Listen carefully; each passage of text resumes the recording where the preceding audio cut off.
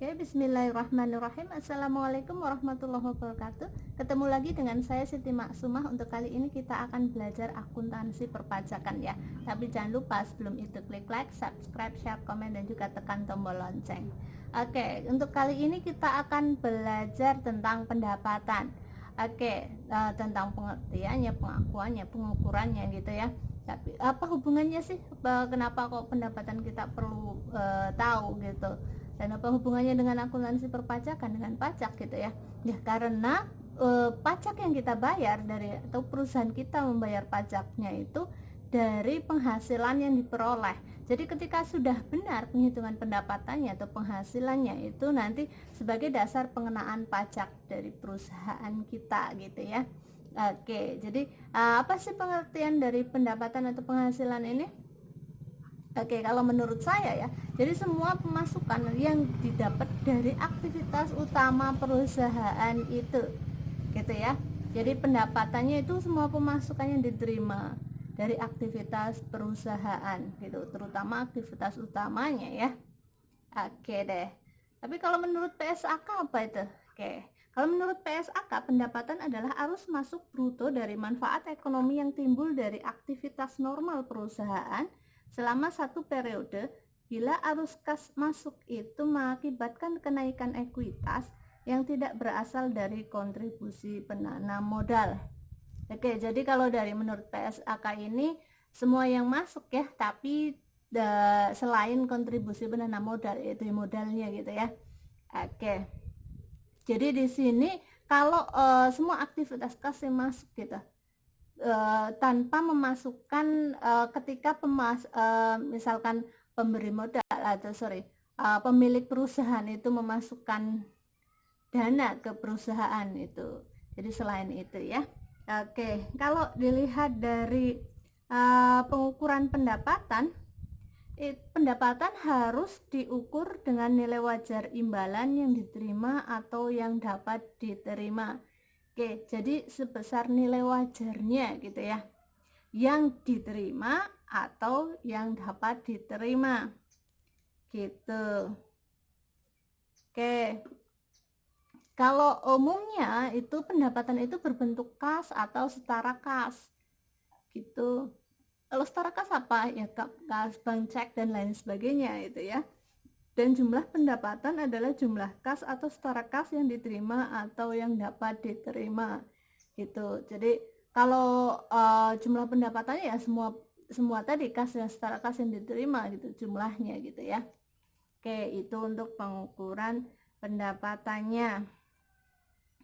Nih, bila barang atau jasa dipertukarkan atau ketika kita melakukan barter, perusahaan kita melakukan barter ya, itu tidak masuk dalam pendapatan ya itu. Jadi karena kita nggak masuk melibatkan kas dan setara kas. Kalau barter kan barang dengan barang gitu, jadi tidak masuk. Oke. Nah terus apa saja yang masuk? Kalau misalkan kita perusahaan dagang berarti itu penjualan barang gitu ya. Dari penjualan barang itu ketika kita sudah clear, semuanya sudah terpenuhi, itu terlepas dari retur dan lain sebagainya, potongan dan lain sebagainya, sudah ditambah dengan beban angkut penjualan gitu ya, itu nanti itu semua pendapatannya yang masuk ke dalam penjualan barang, dan itu masuk ke pendapatan, bisa diakui ke pendapatan itu. Kalau itu kita usahanya adalah usaha dagang utamanya gitu ya, jadi penjualan barang dagang gitu. Kalau misalkan kita usahanya usaha jasa ya, ketika kita menjual jasanya pokoknya sudah terbebas dari segala macam misalkan kalau jasa mungkin ada kemungkinan kerugian gitu ya, yang sudah di cover dalam bentuk asuransi dan lain sebagainya, itu sudah dari kurang. Jadi udah penjualan jasa bersihnya gitu. Kalau ada biaya-biaya yang lain gitu, kalau jasa kan mungkin ada biaya kalau misalkan kita jasanya jasa kayak angkutan, itu sudah dikeluarkan biaya-biaya untuk operasionalnya, itu sudah pendapatan pendapatan yang murni gitu. Jadi jumlah pendapatan adalah pendapatan yang diterima oleh perusahaan gitu. Itu kalau usaha jasa berarti dari jasa yang diberikan oleh perusahaan. Oke. Kalau itu perusahaannya perusahaan jasa. Terus pendapatan itu bisa berupa dari apa saja gitu. Yang bisa diterima, yang bisa dianggap sebagai pendapatan. Kalau pendapatan yang lain itu bisa dari bunga. Bunga itu bunga misalkan bunga dari bunga deposito kita, tabungan kita yang ada di bank, misalkan kas bank. Itu kan bentuknya tabungan biar cepat bisa mudah diuangkan gitu ya. Itu kan biasanya dapat bunga. Kalau cuman 100.000 bunganya nggak terasa, tapi kalau 1 miliar 1 triliunan tak pasti itu tetap material gitu ya. Jadi itu pendapatan bunga itu masuk ke pendapatan, tapi bukan pendapatan operasional, itu pendapatan ke pendapatan bunganya, bisa diakui nanti sebagai pendapatan lain-lain gitu ya. Oke, selanjutnya adalah royalti. Kalau royalti itu bisa diakui atas dasar akrual sesuai dengan substansi perjanjian yang relevan. Oke, itu royalti ya. Nah, selanjutnya apa? Dividen. Nah, dividen kan ketika kita punya saham di perusahaan lain ya, dan kita dapat bagian dividen. Itu pendapatan kita, perusahaan kita itu pendapatan dividen gitu. Nah, kalau dalam metode biaya, dividen tunai harus diakui bila hak pemegang saham untuk menerima pembayaran ditetapkan. Itu ketika metodenya metode biaya. Jadi diakui ketika ya sudah pemegang saham menerima pembayaran itu sudah ditetapkan nanti akan menerima sekian walaupun belum dibayarkan ya, tapi sudah diakui karena itu metodenya metode biaya. Oke, itu adalah 3 jenis pendapatan yang lain pengakuannya gitu ya.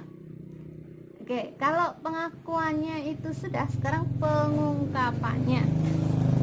Oke, perusahaan harus mengungkapkan kebijakan akuntansi yang dianut untuk pengakuan pendapatan. Kebijakan akuntansi yang dianut untuk pengakuan pendapatan termasuk metode yang dianut untuk menentukan tingkat penyelesaian transaksi penjualan jasa. Oke, jadi harus ditetapkan dulu, kayak tadi kan ada metode biaya kalau misalkan itu dividen. Jadi harus ditetapkan dulu gitu, metodenya apa yang akan dianut, apa yang akan dipakai gitu ya. Selanjutnya adalah jumlah setiap kategori signifikan dari pendapatan yang diakui selama periode tersebut, termasuk pendapatan dari penjualan barang, penjualan jasa, bunga, royalti atau dividen. Itu harus kategori, sudah masuk kategori yang mana gitu. Karena nggak mungkin ketika kita mengakui bunga itu bunga di bank, bunga kas bank kita itu sebagai dividen, kan nggak mungkin. Dan nggak mungkin mengakui penjualan jasa itu walaupun lewat bank itu sebagai pendapatan bunga gitu. Jadi harus diklasifikasikan sesuai dengan masing-masing pendapatannya. Tapi kalau terjadi kesalahan karena itu human error, nggak masalah, itu bisa diperbaiki ya pakai jurnal pembetulan, nanti ada caranya untuk jurnal koreksi gitu ya. Oke, selanjutnya adalah jumlah pendapatan yang berasal dari pertukaran barang atau jasa dimasukkan dalam setiap kategori yang signifikan dari pendapatan. Oke, yang D adalah pendapatan yang ditunda pengakuannya, itu harus diungkapkan.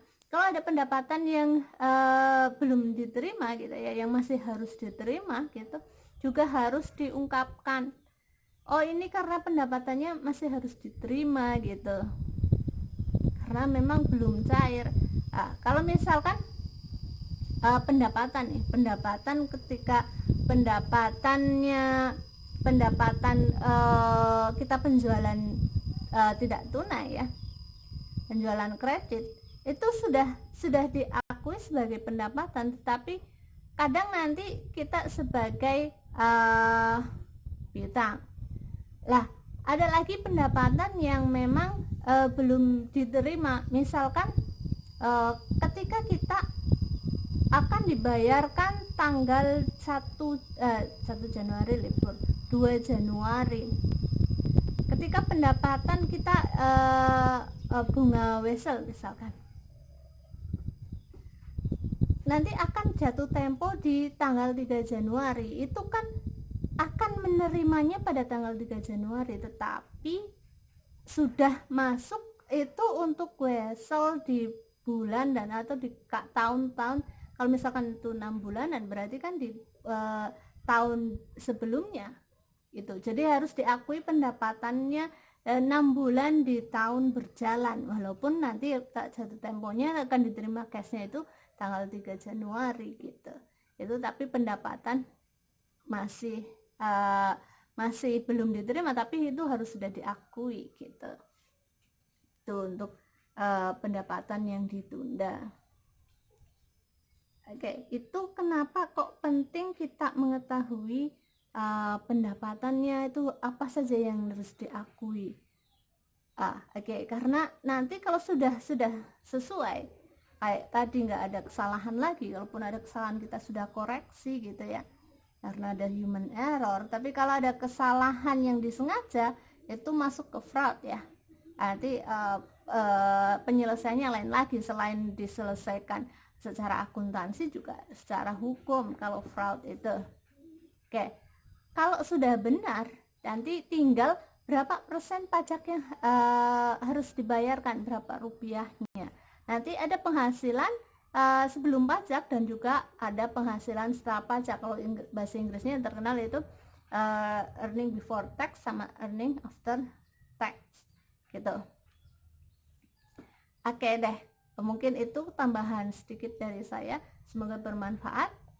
Kalau ada kesalahan saya minta maaf. Semoga ilmu kita barokah dan jadi jariah dunia akhirat. Wabillahi taufiq wal hidayah. Wassalamualaikum warahmatullahi wabarakatuh.